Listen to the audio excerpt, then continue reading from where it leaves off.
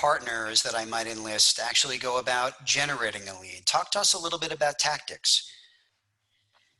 Yeah, so I kind of wanted to answer this question just by going through, the quality of leads, and this is something we referenced before. There definitely is high quality versus low quality, and then even worst case scenario, what we define as content syndication leads. This comes from a lot of people's list structure and opt-in structure of their lists. So high quality are contextually relevant environments from buyers who have downloaded your content and have opted in to receive the follow-up. So it's usually your publishers that have websites that are targeting those users themselves and are reading that information alongside of your content. So not just libraries that people are marketing to, but relevant publisher content that goes hand in hand with the offerings you're giving. And that opt-in, especially for those of us in the European market space, is very, very important as part of that publisher engagement. There are also low quality leads, and they may have engaged with the opt-in, but they've definitely been sourced from contact lists that have been scraping the web. As a result, they may not have consented to receive your outreach. There are definitely list brokers and information people out there that have good information on users, but they may not have consented to get your content, and therefore, as a quote-unquote lead, may or may not have engaged with your content. And this is, a very popular thing right now, is using web information sets to get information on users for sales calling follow-up. But again, that opt-in is very, very important, especially for those who are following GDPR tactics.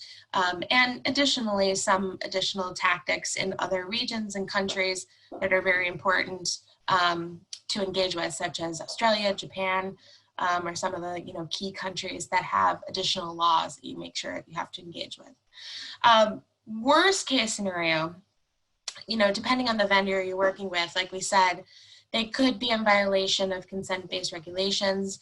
And so, just want to make sure you ask that question. So there's a variety of different ways of engagement for leads.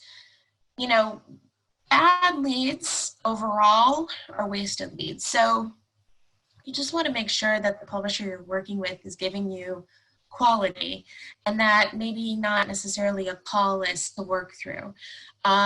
Serious Decisions estimates that every bad record costs you as much as $100 per engagement. Because think about it, you actually have to hire the person to, go through the data, make sure the data is good, call into them. HubSpot says you need to call into them 13 plus times in order for them to engage with you.